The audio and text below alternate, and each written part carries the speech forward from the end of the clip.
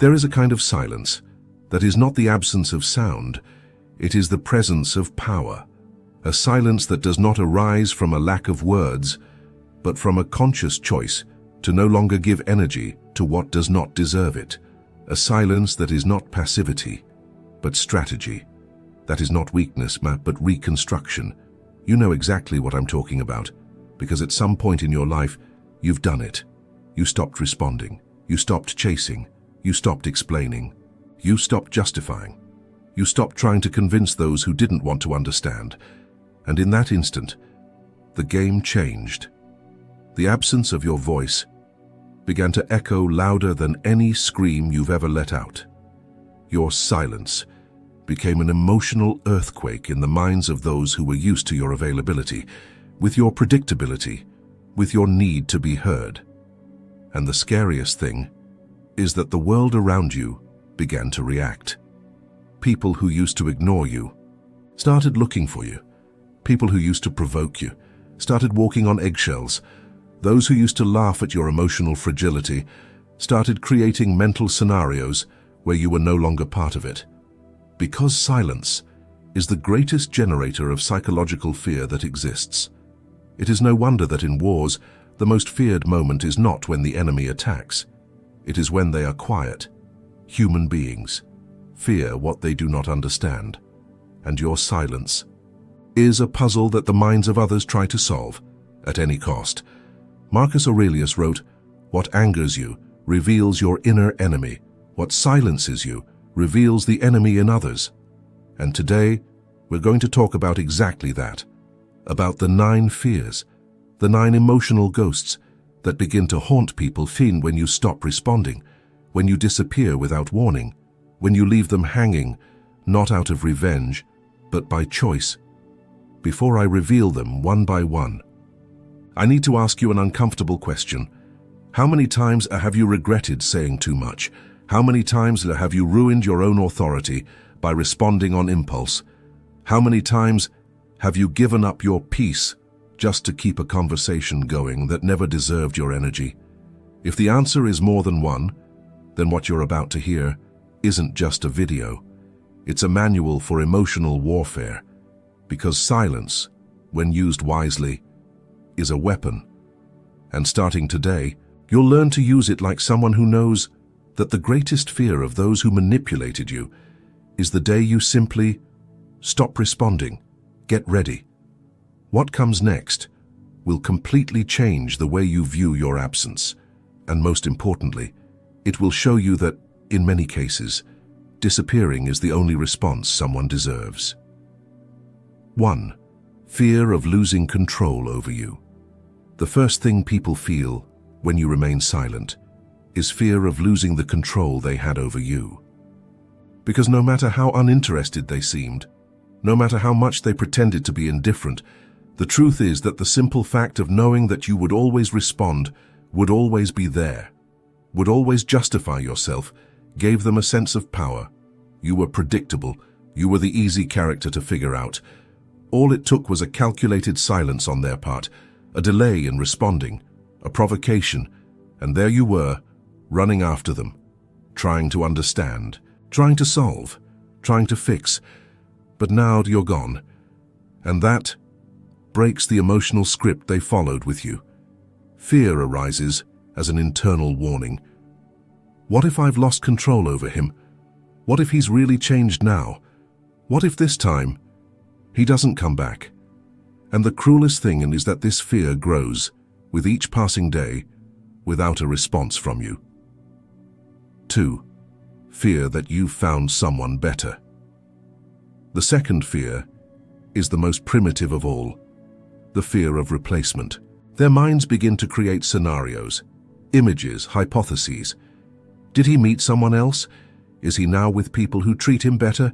Is he paying attention to another circle, another friendship, another love, another source of attention? Your absence becomes the stage for emotional fantasies. They start stalking your social media, looking for signs, searching between the lines of everything you post, trying to find proof, any proof, that you've moved on. And you know what's even scarier? It's when they find nothing. when your silence is accompanied by digital absence, when you disappear, in every way, because what the mind fears most is the unknown. And in this case, the unknown is imagining you happy, with someone else, with other priorities, with another life, where they no longer exist. 3. Fear of having gone too far. Now, the most uncomfortable fear of all begins to emerge. The fear that, this time, they have crossed the line, that the provocation was too strong, that the indifference was exaggerated, that the last fight, the last word, the last silence, was the last straw that made you give up for good. The manipulator, the provocateur, the emotional abuser. They play with your patience, they test your limits, but always with the false feeling that, in the end, you will always come back. Only now, something has changed. Your silence is longer, denser, more definitive, and their mind begins to collapse. They revisit the last conversations, the last gestures, the last messages, trying to identify at what point did I go too far. But it's too late. The damage is already done. And the silence, now, has become a sentence. 4. Fear that you will expose something about them. This fear is especially true with manipulative, narcissistic, or emotionally toxic people. They know what they did. They know the words they said. They know the humiliations they made you swallow. They know the limits they crossed, while you were still stuck in the cycle of tolerance. And now, with your silence, the dread sets in. What is he thinking? Will he tell someone? Will he expose everything I've done? Will he throw the truth in everyone's face? The fear of exposure, of being unmasked, of having the mask ripped off in public, begins to consume their minds. They know that you have emotional ammunition.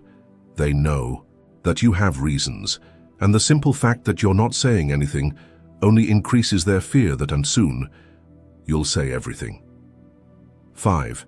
Fear of never having their attention again. This is the most narcissistic fear of all, the fear of losing the stage, of losing the spotlight, of ceasing to be the center of their emotional attention, because no matter how much they ignored you, no matter how much they provoked you, no matter how much they pretended not to care, their ego fed on one certainty: you would always come back, you would always look for them, you would always send that last message, you would always give that sign of life. But now, the script they had for you has burned. Your prolonged silence has become their daily terror.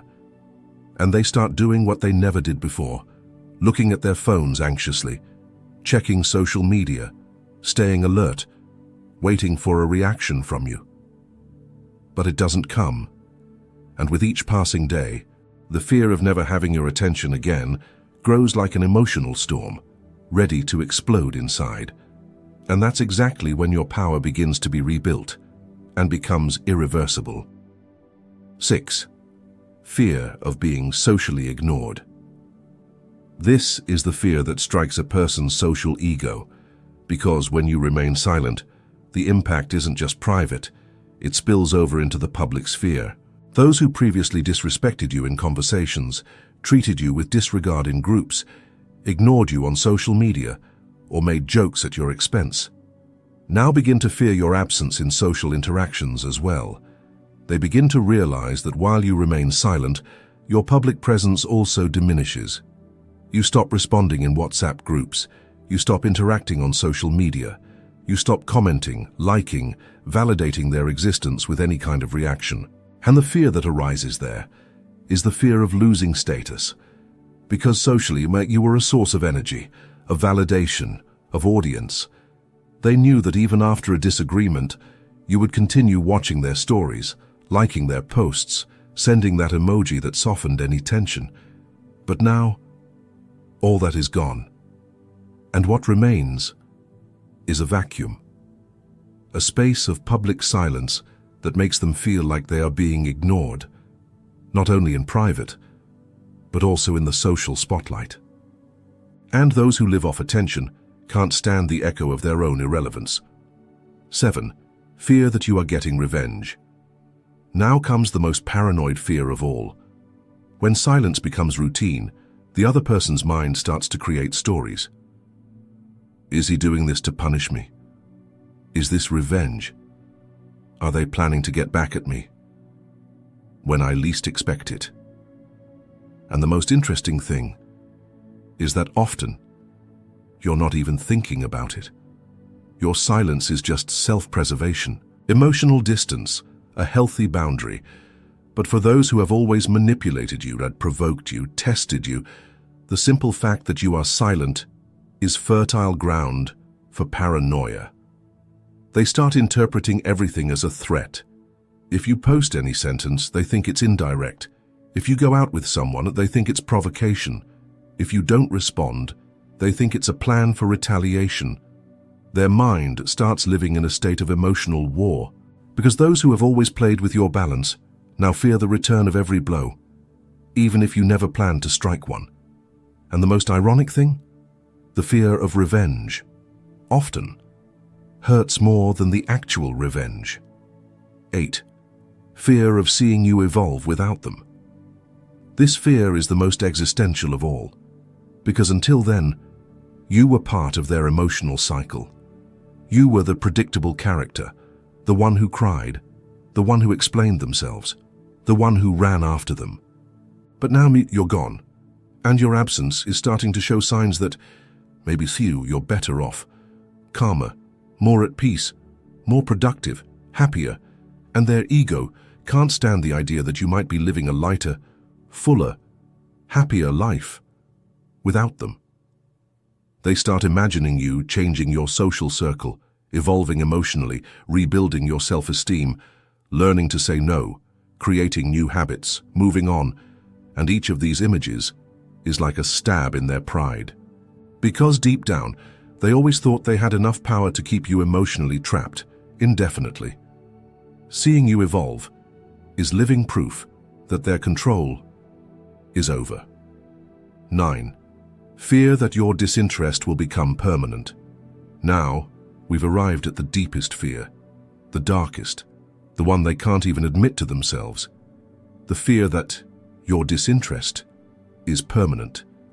That this time, you're not just pulling away for a few days. That this time, you're not just playing emotional games. That this time, as what's happening, is your true liberation. The fear that you have finally reached the point of no return, that you've looked at everything you've been through, all the conversations, all the manipulation, all the repetitive cycles, and decided silently but irrevocably, it's over. This fear is the quietest of all, but also the most paralyzing, because it comes with a question that echoes in their minds. Every day, as every time they look at their cell phone and don't see a notification, what if this time he really never comes back? And it is precisely this fear that will begin to rewrite the way people treat you from now on. Now, let's dive into what really turns this silence into a weapon of reconstruction, because what comes after recognizing these 9 fears is the most critical phase of all, the consolidation of your new presence. What few people tell you is that silence only has power when it is sustained, when you don't give in to the first provocation, when you don't break your own limit at the first sign of neediness, when you understand that every minute of absence is a brick in the rebuilding of your emotional authority. And this is where most people fail. The person disappears for a few days, but then comes back, sends a message, explains themselves, tries to ease the discomfort, and that's it. The cycle starts again. That's why Karnaupas, you need to understand what the 3 biggest risks are, and the 3 biggest side effects that will appear as soon as you decide to sustain the silence until the end. First risk, the temptation of emotional relapse. In the first few days, it will be difficult. Your body will feel withdrawal symptoms. Your mind will create excuses to make you go back. You will find yourself starting conversations, typing, deleting, revisiting old photos, stalking social media, looking for crumbs of connection. This is your attachment system screaming. It's the echo of your old emotional dependence, trying to pull you back. But here's the hard truth. Every time you relapse, the price will be higher, because the other person will realize that your silence wasn't a choice, it was an act. And acting doesn't command respect. Selective presence does. The second risk, the provocations will increase. Be prepared. In the coming weeks, it's likely that the person who used to manipulate you will start to escalate the tests. They'll post indirect messages on social media. They'll provoke you with subtle comments. They'll try to use mutual friends to get to you. They'll create situations where you're forced to cross paths with them, because silence, when well sustained, is seen as a threat. And those who feel they are losing control begin to act out of desperation. Your response? Don't react. Not even to confront them. Not even to poke back. Not even to send those passive-aggressive messages. Your new weapon is zero emotional predictability. The third risk, the fear of losing for good. This is perhaps the most treacherous, because deep down, you still hope that if you stay silent, the person will miss you, will look for you, will change. And the problem is that sometimes they won't. Some people simply walk away. They will accept your absence as a definitive end. They will move on with their lives. They will replace you. And you need to be emotionally prepared for that scenario too, because the goal of your silence was never to make the other person come back. It was to free yourself. If your absence makes the person disappear for good, then that's exactly what needed to happen. Now, let's talk about the 3 biggest positive side effects that will start to emerge as soon as you get through this phase of emotional resistance. First, silent respect. You will realize that those who are truly emotionally mature will start to look at you differently. People who used to interrupt you will start to measure their words. Those who used to treat you as the one who is always available will start to schedule their own conversations. Your name will no longer be synonymous with easy access and will begin to carry a different emotional weight. Second, an increase in your vital energy. You will feel, in your body, a new lightness, less anxiety, less obsession with notifications, fewer imaginary conversations before bed, less need to revisit the past. Your mind, which was once an emotional battlefield, will start to become clearer, more focused, more present. Third, the return, but in other terms. If the person who manipulated you tries to come back, they won't find the same version of you. They won't find the person who ran after them, the person who accepted crumbs, the person who explained everything. They will find out a new emotional territory, more stable, more calm, more strategic, and at that moment, you will have the power to choose, to open up again, or to keep the door closed.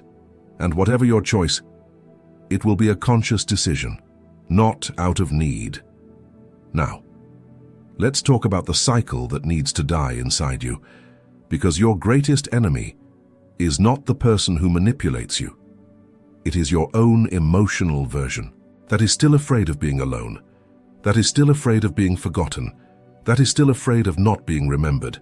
And as long as that fear exists, as long as you don't make peace with the idea of losing some people forever, you will never be able to sustain the silence that commands respect.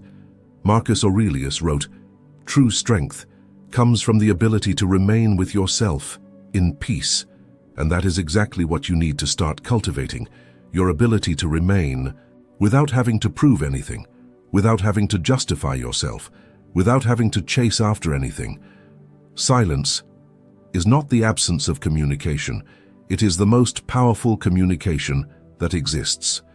It is you saying, without words, "I respect myself, and if you don't do the same, you will lose me."